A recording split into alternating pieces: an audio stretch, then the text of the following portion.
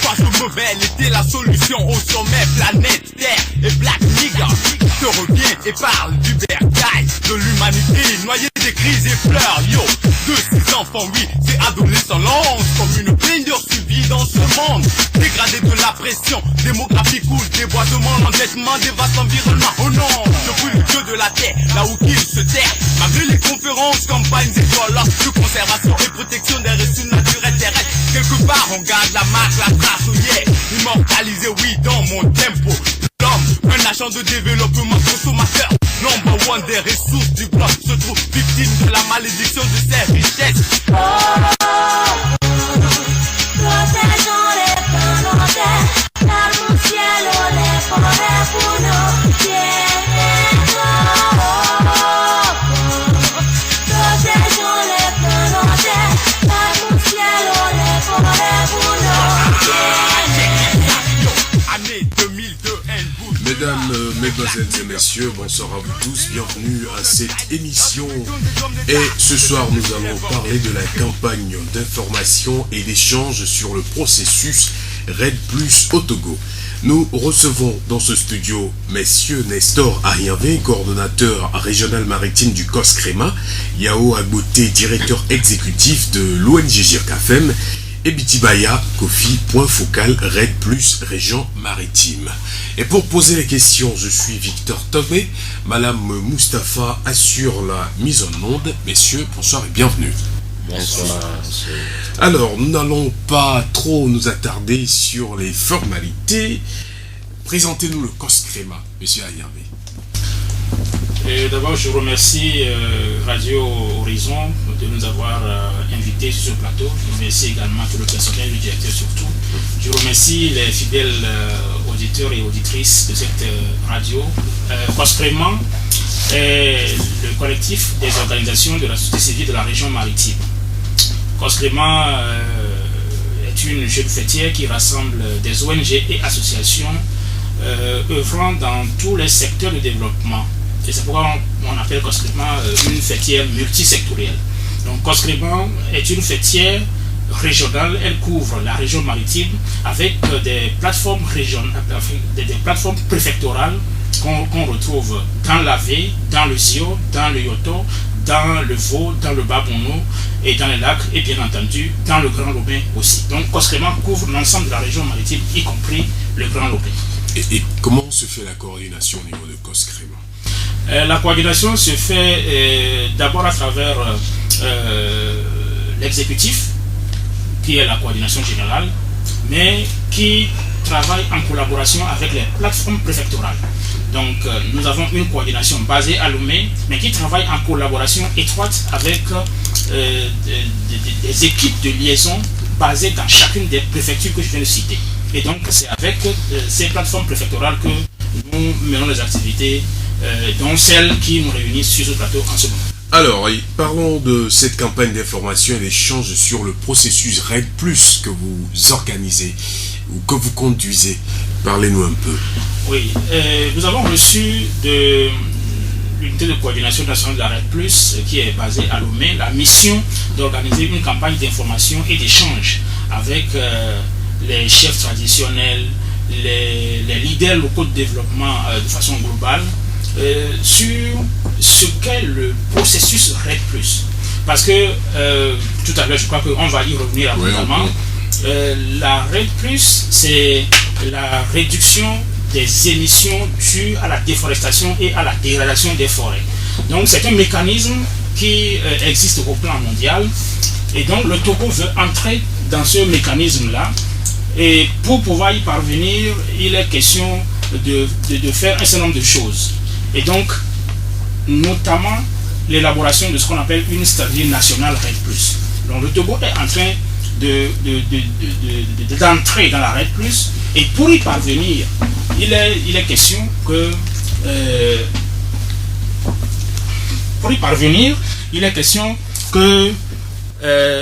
les populations, disons les parties prenantes, puissent être informées. Et donc la campagne que nous organisons actuellement a pour objectif de mettre au courant toutes les parties prenantes qui sont intéressées par la question, enfin la thématique de la dégradation des forêts et de la déforestation. Donc voilà pourquoi nous sommes sur ce plateau pour pouvoir porter l'information à la connaissance des auditeurs et auditrices de cette radio afin qu'ils comprennent ce qu'est la RED+, et ce que ça va apporter dans la lutte contre les changements climatiques au Togo. En dehors de cette émission que nous sommes en train de faire et que les auditeurs écoutent, la campagne, qui sont les acteurs que vous allez impliquer dans cette campagne? Dans cette campagne, il est attendu principalement les chefs traditionnels. Ensuite, les ONG et associations de développement. Nous avons les groupes de femmes, les groupes de jeunes, nous avons les autorités religieuses, nous avons les autorités administratives basées dans chacune des préfectures qui sont dans la région maritime. Donc voilà, ce sont là les acteurs qui seront impliqués dans ce processus, et il est important que ces acteurs-là aient l'information, la vraie information, pour pouvoir savoir à quoi s'en tenir, enfin quelle attitude adopter par rapport à ce processus. Est-ce que la campagne de sensibilisation ou d'information que vous organisez va couvrir tout le Togo, ou bien c'est spécifiquement pour la région maritime? Ça couvre tout le Togo. Et à l'heure où nous parlons, la même campagne se déroule dans les plateaux, dans la centrale, dans la Kara et dans les savanes. Alors pour la phase régionale maritime, c'est où et quand? Ok, la phase maritime, ça démarre aujourd'hui. Et demain, nous organisons une première vague d'ateliers, un atelier d'information et d'échange avec les parties prenantes dont on a parlé tantôt. Et donc ces trois ateliers auront lieu respectivement à Kévé, à Thévié et puis à Tabligo.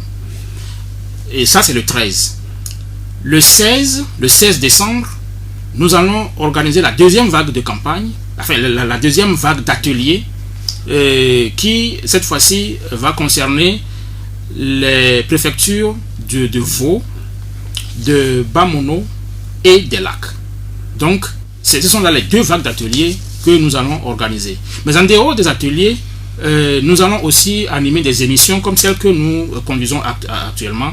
Ces émissions auront lieu dans toutes les préfectures à travers 5 radios sélectionnées, enfin déjà présélectionnées, quoi. Et je rappelle que c'est des émissions qui vont être faites en français et en langue locale. Tout à fait. Pour vous permettre, vous auditeurs, de pouvoir mieux cerner les termes RED+, COSCREMA et changement climatique, déforestation, dégradation des sols, etc. Vous aurez la possibilité dans cette émission de nous appeler au 91 24 24 65, le 98 60 98 62 pour poser des questions à nos invités. Alors nous allons nous tourner vers monsieur Bitibaya Kofi, qui est le point focal de la RED+, ici dans la région maritime. Le climat change partout et aujourd'hui nous pouvons le constater avec la chaleur intense qui devient insupportable même à une heure tardive de la nuit. Pourquoi? Qu'est-ce qui entraîne tout ça? Merci monsieur Togbe. Et je joins ma parole à Nessor pour remercier Radio Horizon pour l'occasion de parler de la RED+ à nos populations. Et le climat change effectivement, et ce changement a deux causes. Il y a les causes naturelles et les causes anthropiques. Et le climat, les causes naturelles. Qu'est-ce que vous appelez par anthropique? Oui, anthropique, ça veut dire que ça provient de l'homme. Les causes humaines. Oui, les causes humaines.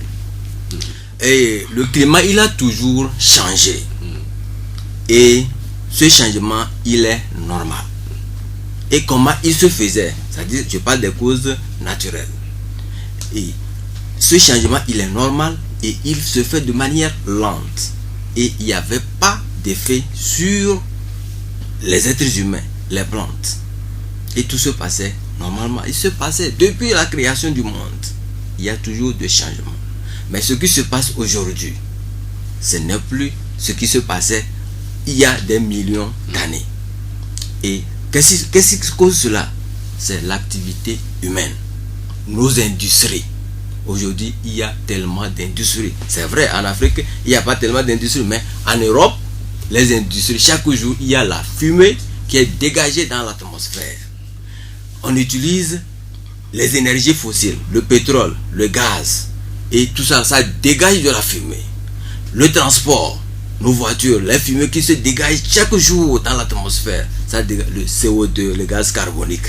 Et tout ça là, ça entraîne le changement. Ça, quand ça se dégage dans l'atmosphère, il y a ce qu'on appelle gaz à effet de serre. Puisque ces gaz sont des gaz à effet de serre. Et ça entraîne la chaleur dans l'atmosphère. Ça permet, ça fait que le niveau du CO2 dans l'atmosphère n'est plus consommé par l'atmosphère. Donc il y a des changements. Et ces changements sont appelés les changements climatiques. Vous voyez? Donc, les émissions dans l'atmosphère actuelle ne permettent plus, et comment l'appelle-t-on, à notre atmosphère de pouvoir les supporter. Alors, qu'est-ce qu'il faut faire? La question, elle est là. Ah oui. Nous devons changer de comportement. Nos forêts qui absorbent les CO2 qui sont dégagés, si elles n'existent plus, c'est qu'il y a problème. Puisque les voitures émettent, les usines émettent, et comment on appelle, l'agriculture, quand on cultive, on émet aussi les gaz à effet de serre dans l'atmosphère. Mais le niveau de concentration actuel est tellement élevé que l'atmosphère ne supporte plus. Et comme l'atmosphère ne supporte plus, il y a des changements au niveau des caractéristiques climatiques. Et ça entraîne le réchauffement de la planète. Voilà ce qui cause les changements partout au niveau du climat. Donc c'est pourquoi aujourd'hui on peut observer, disons, juste après la pluie, il y a la chaleur qui est là. Normalement, après une pluie, on sait qu'on doit normalement dire merci à la nature, mais maintenant, juste après la pluie, c'est la chaleur qui est là. Est-ce que vous avez d'autres réponses à nous donner par rapport à ce fait que le climat puisse changer partout?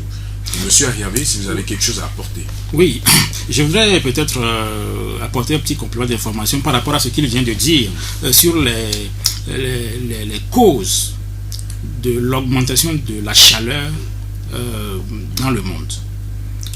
Il a parlé du gaz carbonique. Il a parlé de l'atmosphère. En fait, dans l'atmosphère, il y a plusieurs types de gaz. Mais le gaz carbonique a cette propriété qui fait que elle retient la chaleur.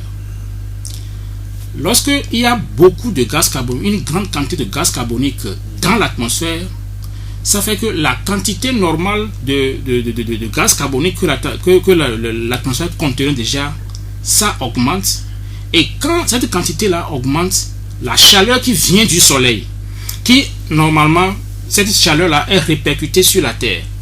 Mais quand ça vient sur la Terre, elle est à nouveau réfléchie vers l'atmosphère. Et quand ça rentre dans l'atmosphère, et malheureusement, quand il y a trop de gaz carbonique dans l'atmosphère, en ce moment-là, cette chaleur-là, au lieu de s'évanouir dans l'espace, elle reste contenue. Et donc, c'est ça qui fait que la chaleur qui est conservée comme ça dans l'atmosphère en permanence, ça entraîne un réchauffement progressif et anormal de la température au niveau de la Terre et au niveau de notre environnement. Alors, normalement, comme il a dit, il y a une harmonie dans la nature. Nous allons y revenir, mais il y a une harmonie. C'est-à-dire que le gaz carbonique qui se trouve dans l'atmosphère est en permanence capté par les arbres et les forêts. Donc, ces arbres et ces forêts que nous voyons, qui sont naturels et qui sont silencieux, en réalité, ils font un travail de purification. Ils captent le gaz carbonique qui se trouve dans l'atmosphère. Et eux, ils conservent ça. Maintenant, si ces forêts-là disparaissent, ou bien si elles ne jouent plus leur rôle, eh bien, elles ne sont plus capables, elles ne sont plus en mesure de capter, de faire ce travail de purification. C'est ça qui fait que, fondamentalement, l'accroissement de la quantité de gaz carbonique dans l'atmosphère entraîne le réchauffement du climat. Et nous allons parler aussi de l'importance des forêts dans cette émission. Tout à fait. Mais laissez-moi vous demander comment les changements climatiques affectent-ils la vie des êtres humains? tout ce que vous venez de dire, si on comprend bien, c'est l'homme qui subit aussi ces effets. Oui, les changements climatiques affectent la vie des êtres humains sur plusieurs plans. D'abord, si on prend l'agriculture par exemple, aujourd'hui il est difficile de savoir quand commence la saison des pluies, quand commence la saison sèche, parce qu'il y a un désordre. Et donc les agriculteurs ne se retrouvent plus. Dans l'ancien temps, on sait quand on prépare les champs, quand vient la période des semailles, et ainsi de suite. Mais aujourd'hui, les pluies viennent très tôt, quelquefois, ou bien elles viennent très tard. Et donc, ça entraîne un bouleversement dans la pratique de l'agriculture. Sur ce point-là, les hommes subissent déjà un effet des changements climatiques. Mais alors, si l'agriculture ne se pratique plus en suivant les saisons telles que ça existait, ça veut dire quoi? Ça veut dire que ça entraîne également un déséquilibre au niveau de la production des vivres. C'est-à-dire que quand tu vas sur le marché pour acheter, la saison où les produits abondent, ou bien on trouve les produits sur le marché, quand tu vas au marché pour acheter ces produits-là, parce que les pluies ne sont pas venues à temps, bon, l'igname sera peut-être absente, le maïs ne sera pas là, donc ça affecte la vie, donc la consommation est affectée sur ce plan. Et ça affecte aussi l'économie de façon générale, puisque dans un pays, on planifie les choses. On sait par exemple quelle est la quantité, quel est le tonnage de maïs qu'on doit produire dans le pays pour pouvoir nourrir la population sur une année donnée. On sait le tonnage d'igname qu'on doit produire sur une année donnée pour pouvoir nourrir la population. Et aussi pour pouvoir faire de l'exportation et faire rentrer des devises dans le pays. Mais quand il y a ce déséquilibre-là, même au niveau national, il est difficile de faire une planification qui puisse véritablement correspondre aux besoins, disons, à la demande. Et donc, sur ce plan, on peut dire également que les changements climatiques affectent les hommes. Je vais encore ajouter 2 exemples pour montrer comment les changements climatiques affectent les hommes. Aujourd'hui, on constate que comment appelle-t-on, des pluies diluviennes s'abattent sur des pans entiers de la planète. Et ça entraîne des inondations jusqu'à faire même, voilà, très, très, très mortelles. On se souvient de ce qui s'est passé en Haïti, etc. Voilà. Donc, tout ça, ce sont les causes, les conséquences sur la vie humaine des changements climatiques. On ne va pas oublier, par exemple, l'augmentation du volume des océans. Bon, cette augmentation, voilà, ça fait que les côtes, l'avancée de la mer, ça fait que les côtes sont soumises à des agressions de la mer, de sorte que des gens qui vivent sur les côtes sont constamment obligés de se déplacer, c'est-à-dire de changer d'habitation. S'ils ne meurent pas par une attaque de la mer, eh bien, ils sont obligés de se déplacer constamment pour pouvoir fuir l'avancée de la mer. Donc, voilà. Surtout avec ce constat palpable qu'il y a au niveau du littoral. Tout à fait. À la ville d'Anéro, par exemple, qui est en train d'être engloutie par la mer. Tout à fait. Donc, les causes sur la vie humaine sont tellement nombreuses, mais je crois quand même que M. Bitibaya peut peut-être ajouter quelques... Bitibaya, voilà, donc la réponse à la question comment les changements climatiques affectent la vie des êtres humains. Est-ce que vous avez quelque chose à apporter à ce que M. Ayavé Oui, en plus de ce que M. Ayavé vient de dire, et il faut reconnaître que l'impact au niveau humain, il a dit, il y en a tellement qu'on ne peut pas tout citer ici. Il y a par exemple, les changements climatiques aggravent la désertification.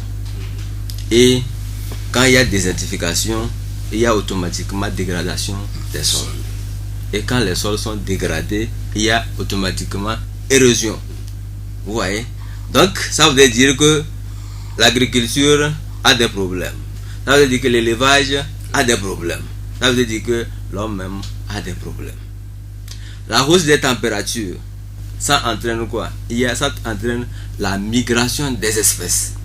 Et quand il y a migration des espèces, il y a automatiquement ça agit automatiquement sur la répartition de ces espèces. Et cela entraîne quoi? c'est l'augmentation des agents vecteurs.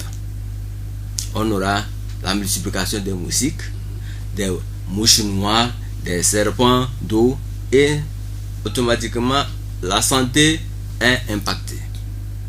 Il y aura des maladies parasitaires un peu partout. Vous voyez? Donc, et les changements climatiques ont un impact très lourd sur la vie humaine. Vous avez cité le cas des côtes.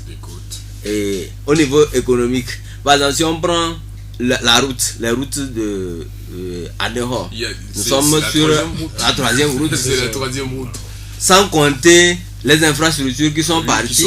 Maintenant, au niveau économique, les gens qui sont délogés, ils vont où? Vous voyez? Et il est démontré que toutes les 2 secondes, une personne déménage à cause du climat. Et selon le HCR, en 2011, il y a eu 32 millions de personnes déplacées à cause du climat. Or aujourd'hui, il n'y a pas un statut reconnu pour les réfugiés climatiques. Vous voyez?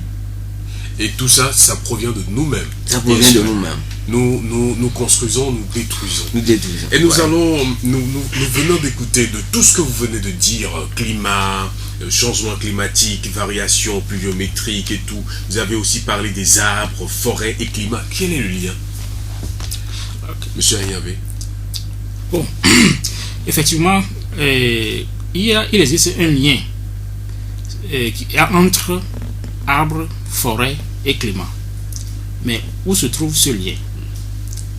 Tantôt nous disions que dans l'atmosphère, il y a ce qu'on appelle les gaz à effet de serre. Disons, on parle d'un seul gaz, le gaz carbonique. Il y en a plusieurs, mais parlons du gaz carbonique. Le gaz carbonique que les usines émettent et qui sont, enfin, ce gaz-là se trouve concentré dans l'atmosphère. Les arbres ont pour rôle de capter ce gaz carbonique, donc de purifier l'atmosphère en absorbant ce gaz carbonique. Et en absorbant le gaz carbonique, eux, ils transforment, ils prennent la partie qu'on appelle carbone, qui est nécessaire pour la vie de ces plantes et même pour les hommes, et ils conservent ça en eux. Donc l'arbre et la forêt jouent un rôle d'agent purificateur de l'atmosphère en absorbant en permanence. C'est ça d'ailleurs qui donne de la verdure aux plantes que nous connaissons. C'est le gaz carbonique qui est absorbé. Maintenant, lorsque les arbres sont abattus et les forêts sont détruites, le gaz carbonique qu'ils ont séquestré, qu'ils ont absorbé, est à nouveau éjecté. Donc, ça rentre encore dans l'atmosphère. Et ça va augmenter le gaz carbonique, enfin le stock de gaz carbonique déjà existant dans l'atmosphère. Et donc, quand ce gaz carbonique, les forêts qui sont coupées, enfin qui sont détruites, ou bien les arbres qui sont coupés, c'est le gaz qui s'échappe et qui rentre dans l'atmosphère, ayant augmenté le niveau de gaz existant, alors ça va permettre, ça a pour conséquence d'accumuler la chaleur qui provient du soleil. Et donc, quand la chaleur là est accumulée dans l'atmosphère, ça entraîne le réchauffement du climat. Et quand le climat est réchauffé, quand il y a une surchauffe, ça entraîne un désordre. Ce désordre, c'est ça qui cause les déséquilibres au niveau des saisons, au niveau de la température, et tout ça, tout ce qu'on vient de voir là. C'est ça qui entraîne. Donc, il y a effectivement un lien étroit entre les arbres, les forêts et le climat. Ces notions sont un peu techniques et difficiles pour ceux qui ne sont pas habitués à ce type de langage, mais de façon globale, c'est comme ça qu'on peut essayer de... Quand on entretient bien les arbres, on Oui. aura des forêts, Oui, et on aura un climat régulier. tout à fait. Voilà, de façon schématisée, Oui. c'est ça. Quand les arbres sont bien entretenus, on aura des forêts, on aura des forêts. Et quand on a des forêts, on est sûr que ces forêts et régulent. au même moment, Oui. quand on coupe les arbres, Oui. les forêts sont perdues Oui. et le climat est dégradé. Et dégradé. Voilà. Et c'est en fait disons ce schéma qui m'amène à vous poser la question suivante. Quand vous prenez aujourd'hui du nord jusqu'au sud, de Saint-Cassé à Lomé, avant, quand on regardait les documentaires, quand vous prenez la route, soit ce sont des éléphants qui sortent, ou ce sont des singes qui traversent la route, ou c'est des lions. Mais aujourd'hui, tout est parti. Les forêts ne sont plus là. On n'a plus de ces animaux qui traversent la route. Les forêts au Togo, quelle est la situation? Monsieur Bitibaya. Effectivement, comme vous avez fait un bon constat, nos forêts se dégradent tous les jours. Ouais. Tous les jours. Et selon les données de la FAO, 15 000 hectares partent chaque année. Ce n'est pas petit. Ce n'est pas petit. C'est lourd. C'est lourd. Alors, la situation elle est très inquiétante. Et je peux dire que nous n'avons plus pratiquement de forêt au Togo. Bon, voyez. Aujourd'hui, il est vraiment déplorable de constater qu'on n'a plus de forêt comme avant les années 90. Bon, la démocratie, c'est vrai, elle a amené de bonnes choses, mais elle a eu aussi vraiment des impacts sur nos forêts. Ce que vous avez, le constat que vous avez fait, c'est avant 90, mais c'est après 90 que tout est parti. Et en 2010, une étude avait révélé que le Togo avait un couvert végétal de 6,8%. C'est vrai qu'aujourd'hui, il y a un inventaire forestier national qui est fait, qu'il faut saluer. Les résultats, bon, le document a été validé, reste que les résultats soient publiés officiellement pour qu'on ait actuellement le taux de couverture végétale du Togo. Et c'est justement ce qui a fait que le Togo s'est inscrit dans le processus RED+, parce que le Togo a constaté qu'il n'y a plus de forêt au Togo. On n'a qu'un couvert végétal de 6,8%, mais le taux de déforestation est de 5,1%. Vous voyez? Voilà la situation forestière au Togo. Ce couvert végétal qui n'est même pas de grandes forêts en tant que telles. C'est de petites forêts. Même les forêts toutes longues, les forêts galeries tout dans des cours d'eau ne sont plus. Voilà. Ce qui entraîne aussi des érosions, vous venez de le dire. Les cours d'eau au niveau de nos montagnes, voilà, presque abattues. Oui, vous allez voir les montagnes nues aujourd'hui. Donc vraiment Et ce qui est frappant, le pic d'Agou qui est totalement parti. Voilà. C'est réellement inquiétant. Voilà, la situation est vraiment inquiétante au Togo. Et c'est d'ailleurs, comme M. Bitibaya vient de le dire, c'est la raison principale qui a fait que le Togo s'est inscrit dans le mécanisme, dans le processus RED+. Et voilà pourquoi vous avez parlé de RED+. Et depuis que M. Bitibaya a lancé le mot RED+, je me demande c'est quoi RED+, RED+, RED+. Tout à fait. Depuis, tout le monde dit RED+. Surtout vous les techniciens, vous parlez de RED+. C'est quoi RED+? RE2D+, c'est quoi? Ok. D'abord, commençons par la définition de ce sigle. RED. R-E-D-D+. RED+. Alors, ça, comment on définit ça? Ça signifie réduction des émissions dues à la déforestation et à la dégradation des forêts. Réduction des émissions dues à la déforestation et à la dégradation des forêts. Donc l'idée qu'il y a derrière ça, c'est quoi? C'est que tout à l'heure on a parlé des changements climatiques et on a dit qu'il y a certaines émissions de gaz qui concourent à ce réchauffement du climat, notamment le gaz carbonique. Et donc on sait que les forêts les arbres et les forêts savent gérer convenablement le gaz carbonique. Ils sont capables de capter le gaz carbonique qui est présent dans l'atmosphère et de le conserver. Pendant des années, c'est là. Et donc, eux, ils savent jouer ce rôle.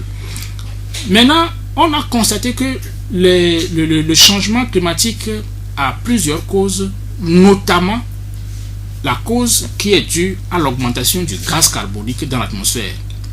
Or, on sait que quand on coupe un arbre, le gaz carbonique que cet arbre séquestrait, ce gaz-là repart dans l'atmosphère. Et ça va augmenter la quantité déjà présente dans l'atmosphère.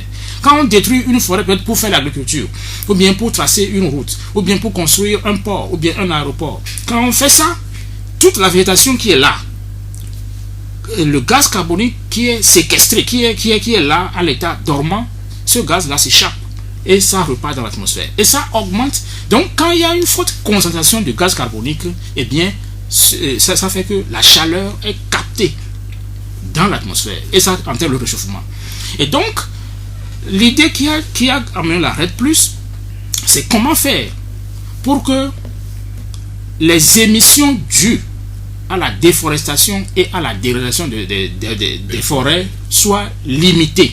C'est-à-dire comment faire que les forêts soient conservées, soient mieux gérées. Comment faire pour que les arbres soient mieux gérés, pour que on n'assiste plus à une augmentation du gaz carbonique dans l'atmosphère. C'est l'idée qui a amené à la création du mécanisme REDD+. Et donc, au Togo, par exemple, étant donné la situation inquiétante dont on a parlé tantôt, le pays, le gouvernement s'est donné pour objectif, dans sa politique nationale concernant la forêt, le Togo s'est dit qu'il va augmenter son couvert végétal d'environ 30%. C'est-à-dire que 30% du territoire doit être couvert de forêt à l'horizon 2050. Et donc, comment faire pour que au moins le tiers du territoire soit couvert de forêt à l'horizon 2050? C'est ça qui a amené le Togo à adhérer au mécanisme REDD+. Donc, avec la REDD+, c'est un mécanisme mondial. Hein.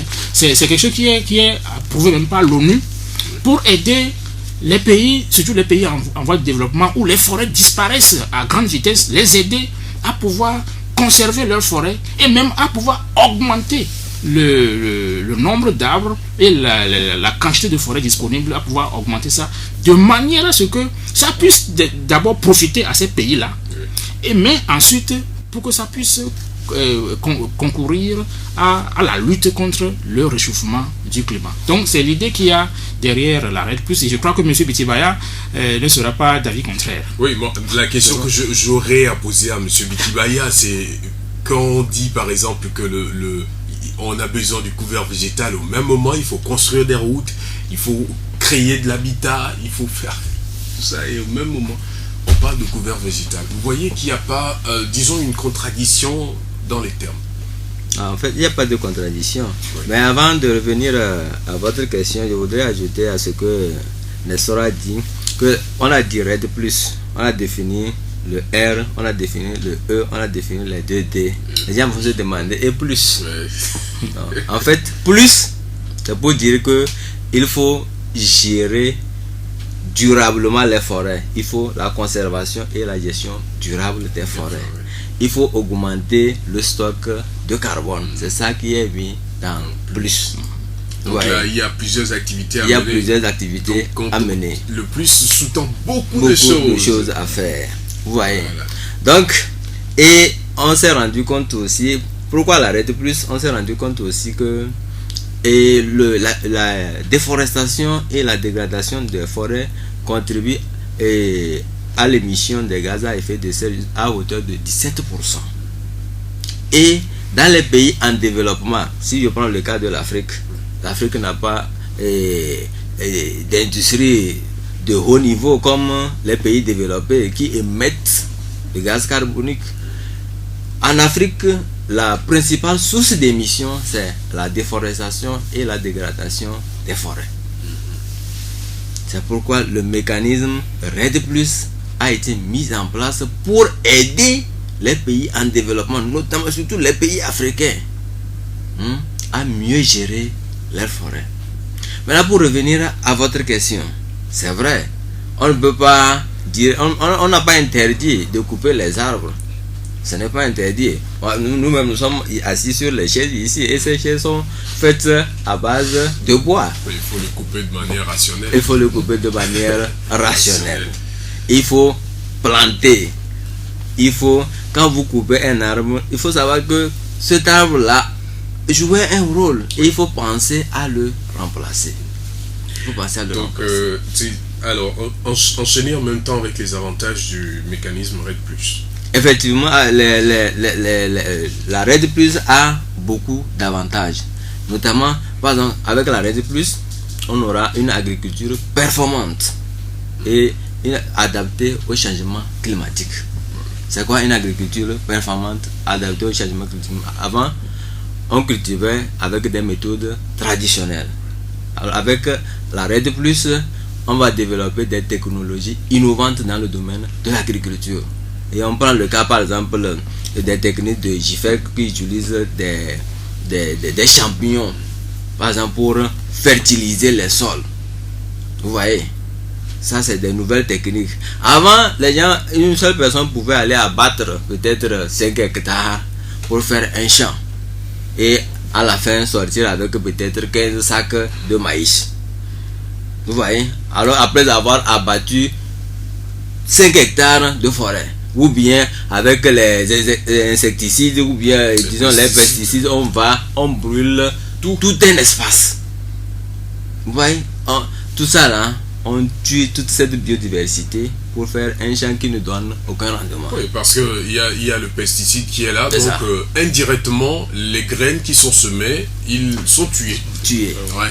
Or, avec la RED+, on peut cultiver sur une petite portion et avoir un grand rendement. Ouais, ça, ce sont les avantages de la RED+. Maintenant, au niveau des forêts, il faut gérer de façon durable les forêts et maintenant développer le potentiel forestier existant. Ça veut dire qu'il faut faire des reboisements. Il faut pratiquer l'agroforesterie. Quelqu'un qui fait son champ, il faut mettre, il y a des plantes qui participent à la fertilisation du sol. Oui, il faut les mettre dans les champs. Et maintenant, quand vous cultivez, vous avez un bon rendement et en même temps, vous avez aussi des plantes, des arbres, des forêts que vous préservez. Auditeurs de Radio Horizon, on aura encore une autre chance de pouvoir développer ceci en langue locale pour que les auditeurs puissent bien comprendre ce thème. C'est beaucoup plus technique, comme vous le dites, ça nous intéresse bien, mais pour le citoyen lambda, pour cette dame qui est beaucoup plus préoccupée à couper l'arbre et à aller dans son champ chaque matin, qui ne comprend pas ces thèmes techniques, le lundi prochain, on aura la chance de revenir là-dessus en langue locale pour bien expliquer réellement cette partie à la population. Alors, RED+, vous avez parlé de tes avantages, de quelques avantages de la RED+. Où en est-on avec la RED+ aujourd'hui au Togo? Nestor Ariambé. Oui. Le processus a démarré à partir de janvier 2015. Et le Togo, aujourd'hui, est en train d'élaborer sa stratégie nationale RED+. Nous avions dit tantôt que lorsque un pays veut lutter contre la déforestation et la dégradation des forêts, un des moyens les plus sûrs, c'est d'entrer dans le mécanisme RED+. Et donc le Togo a décidé d'entrer dans ce mécanisme RED+, et la première condition qui lui est fixée, c'est d'élaborer sa stratégie nationale. Dans la stratégie, le Togo devra dire comment il compte pratiquer l'agriculture autrement, comment il compte gérer les forêts autrement, comment les questions d'énergie doivent être réglées. Par exemple, on sait que le fait de couper les arbres pour fabriquer du charbon de bois ou bien pour faire du bois de feu, tout cela concourt à la disparition des forêts. Donc comment est-ce que le Togo compte régler ce problème? Comment est-ce que le Togo compte par exemple faire son aménagement du territoire en tenant compte de la question des forêts? Tout ça là va rentrer dans la stratégie et le Togo est en train de préparer la stratégie en ce moment. Alors l'agenda, c'est que à la fin de l'année 2017, le Togo devra avoir sa stratégie en main Et ça doit être normalement le 31 décembre 2017. Le Togo doit avoir fini avec la stratégie, de manière à ce qu'en avril 2018, cette stratégie soit soumise aux instances internationales de la RED+. Et donc, actuellement, le Togo est en train de mener une vaste campagne d'information pour pouvoir expliquer la démarche qui est en cours à toutes les parties prenantes. Parce que la RED+, ça n'intéresse pas seulement que le gouvernement, ça intéresse la femme qui est à la maison. Parce que quand on parle des femmes rurales, on parle des femmes urbaines. La femme rurale, par exemple, elle doit faire la cuisine. Pour faire la cuisine, soit elle utilise du charbon de bois, ou bien elle utilise le bois de feu. Ce bois-là, c'est dans la forêt qu'on va prélever ça. La femme doit comprendre, doit savoir que le Togo est en train de s'engager dans un processus qui va nous amener à revoir la façon dont on utilise les énergies domestiques.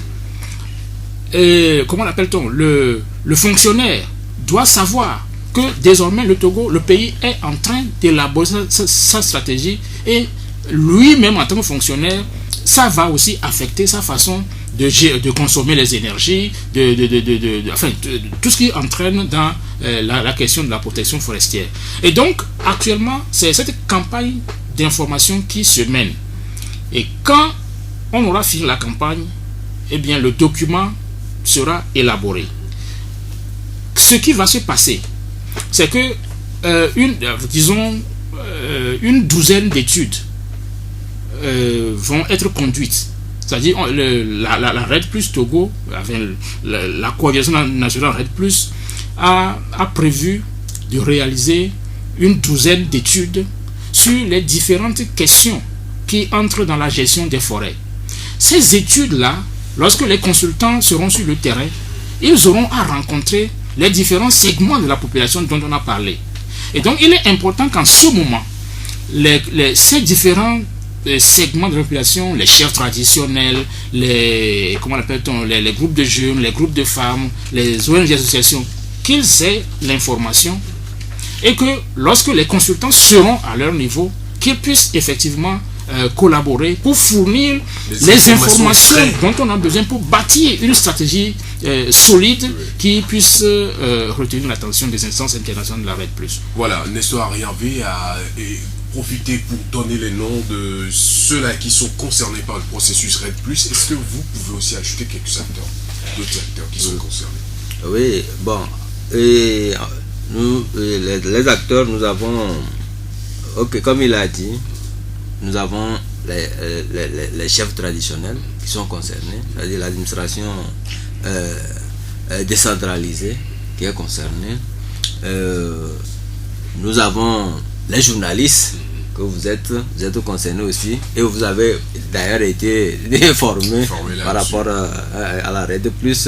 Donc, bref, toute la population togolaise est concernée, quelle que soit sa couche sociale. Ouais.